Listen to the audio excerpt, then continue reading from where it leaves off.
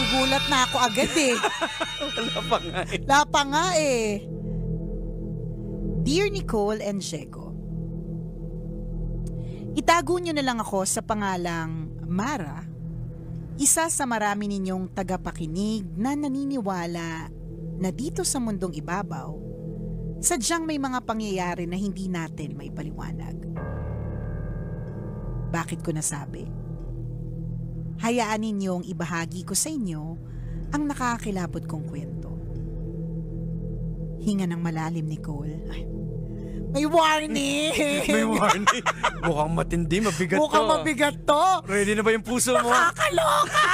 Hinga ng malalim, Nicole, at ihanda ang puso at isip sa kwentong ibabahagi ko. Nangyari ang hindi malilimutang karanasan ko noong 2017. May asawa na ako noon at 2 anak. Lalaki yung panganay at si Lady naman yung bunso. Nagtatrabaho ang mister ko bilang delivery boy sa isang water refilling station. Mababait ang mga amo ng mister ko at pamilya ang turing sa amin. Dahil puro mga lalaki ang anak, paborito nila ang 4 na taong gulang naming si Lady. Isang araw biglang nagkasakit si PJ, ang panganay na anak ng mga amo ni mister. Napag-alaman namin na namamaga ang puso nito.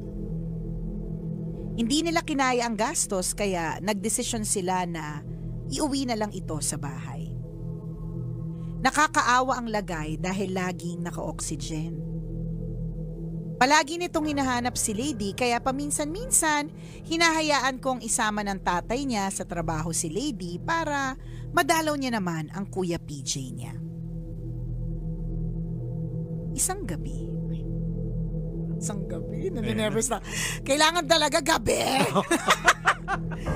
Katatapos lang naming kumain ng hapunan at nanonood kami ng TV sa sala, nang biglang mapatingala si Lady sa bubong naming walang kisame. Bakit? Ba't ka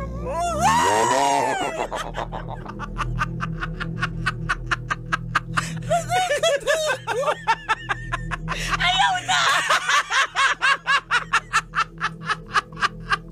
Oh my gosh! Hanggang bukas pa to. Nanigas ang buong katawan. Mariing pumikit at sumubsob sa akin si Lady. Itinuro ang nanlalamig na daliri. At sa taas ay sinabing nasa taas daw ang Kuya PJ niya at nakatingin sa kanya. So ibig sabihin nakalutang? Oo. Hala.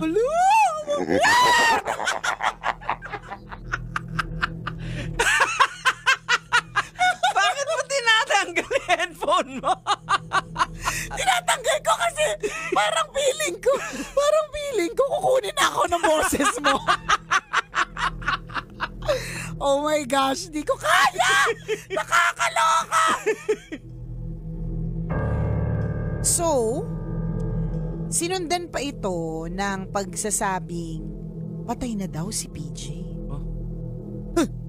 Sorry, nagulat ako. Hindi ko alam. May lamok. Alamok ba yan? Nagugulat ka eh. Sinundan pa ito ng pagsasabing patay na daw si PJ. Tumingin ako sa orasan, 9:00 ng gabi.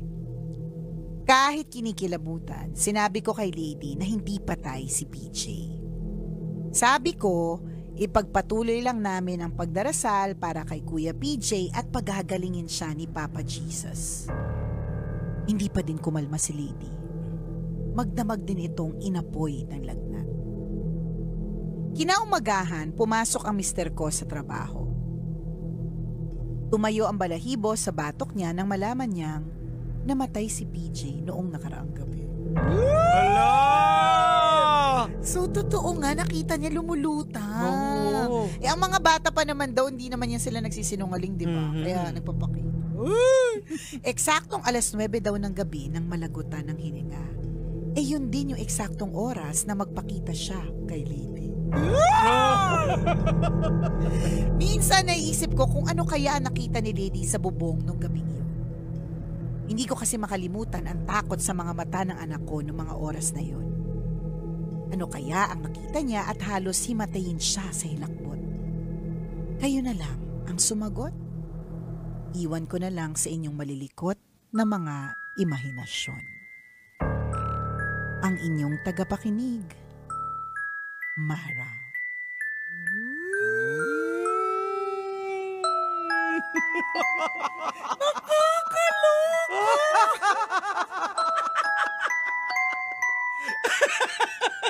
Yung demonitang tawa nakakatakot. Tsaka bakit ganyan, Diego, no? Yung ganyan, yung tugtog na yan, yung pangbata. Bakit di ba, kung tutusin para siyang Pangpatulog. Pampatulog, lalabay. Bakit parang Pero bakit nakakatakot? Tsaka yung... Ewan ko sa'yo! Hindi, ano yan? Hindi, sa balikat mo! Unicorn!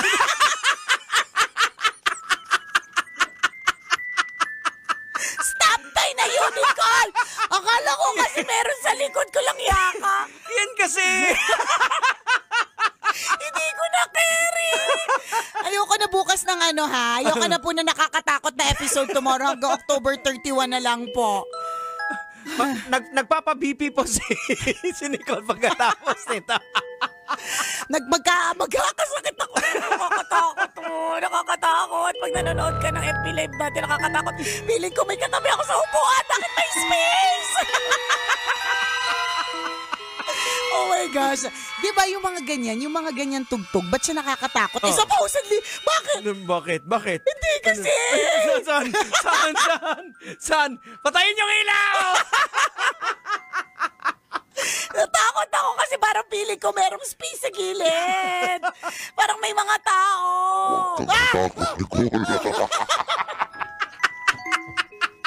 Ayoko na!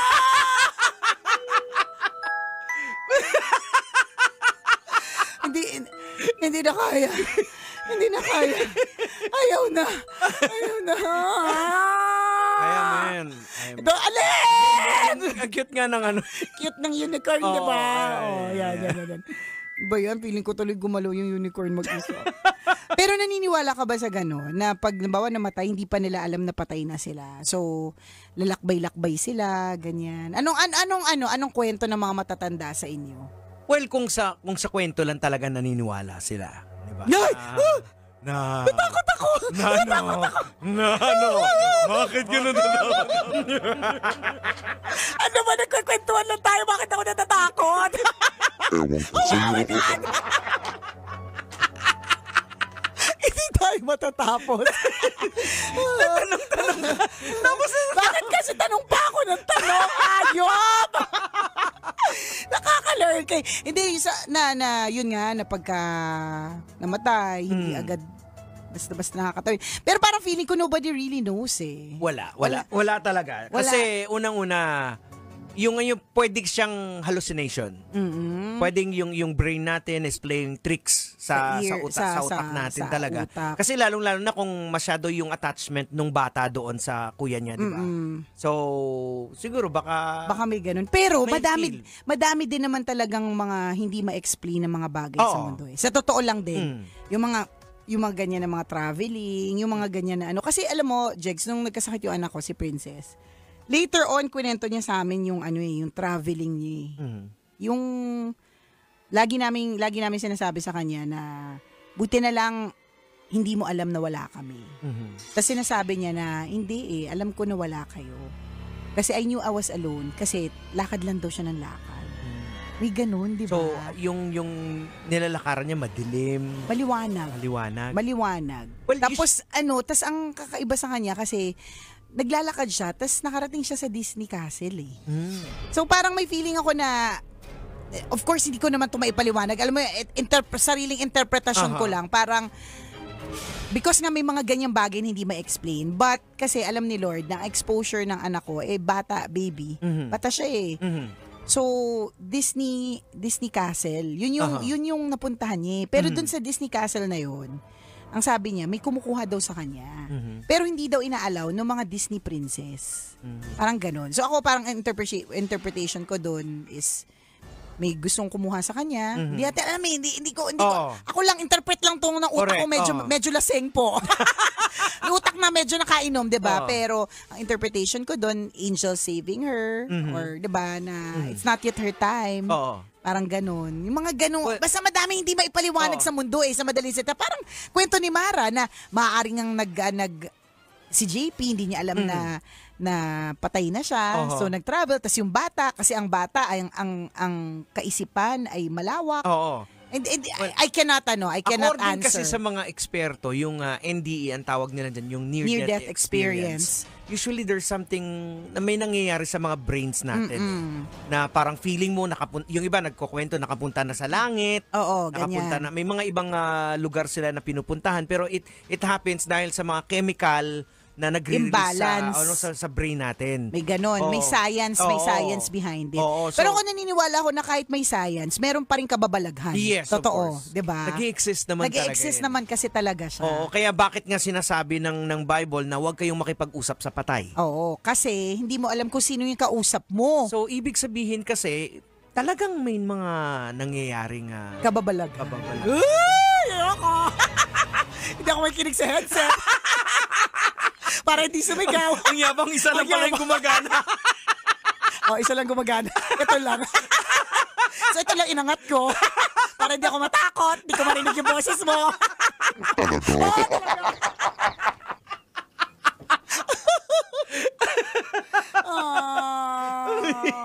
Pero katulad ng lagi naming paalala kapag ka Halloween episode, kapag ka ganitong klaseng mga episodes, 'di ba? Always remember that there is a God that we can hold on to. 'Di ba? Ang sabi nga nila, Jegs, kunyari daw sa bahay mo, parang meron ka daw mga nararamdaman, ganyan. Una, wag mo silang i-acknowledge. Tama. Pangalawa, i-dedicate mo yung house mo kay Lord. Correct. Ako yun yung lagi kong imagination na Lord, na nakaposisyon po dito yung mga angels na nagbabantay sa bahay namin. Ikaw po yung nagbabantay dito at wala nang ibang nagmamay-ari nito kundi tayong dalawa. Ganun. Kasi dapat laging tandaan, dapat laging naka-default sa isip natin na never naman nanalo yung kasamaan over sa kabutihan. And since na we are adopted children of God, hindi tayo pababayaan ni Lord. Correct. Tsaka alam mo, naniniwala ko yung, speaking of science kanina, yung sinabi mo. Kasi there are times na, halimbawa, nanonood kaming mag-asawa ng mga, yung kunyari napoposes, mga ganun. Alam mo, minsan sinasabi ng asawa ko, sabi niya, alam mo, posibleng di siya poses, posibleng depressed. May mga ganun na psychological pa. Na-amplify lang dahil kunyari may manggagamot, di ba? Di ba? Yung mga sasabihin, ikaw naman kukulam ka. Mga diba? ganon, ganyan. Yung mga ganyan talaga. Pero, whatever it is, may ganon talaga din I mean, wala na. Hindi na nag-connect yung headset ko, di ba? May ganun din naman kasi talaga. And again, kahit sa Bible, titingnan natin na, di ba, yung mga demon, pinoposes sila. May possession. Andun talaga, kahit dati pa, 2,000 years ago, nangyayari talaga. Meron talagang possession. So ang sinasabi, di ba, yung mga napoposes, usually, yung mga depressed, yung mga mahina ang tama. mahina ang kalooban. Ganun naman kasi ang kadiliman is ina-attract niya is kadiliman. Correct. So, kailangan, tayo, shining, shimmering, kikinang-kinang lang po, di ba? So, go lang. Lagi lang kumikinang. Tutok lang sa aming mga kumikinang, di ba? Para hindi maka-attract ng negativity at hindi maka-attract ng kadiliman. Yan. Ay, naka! Siya.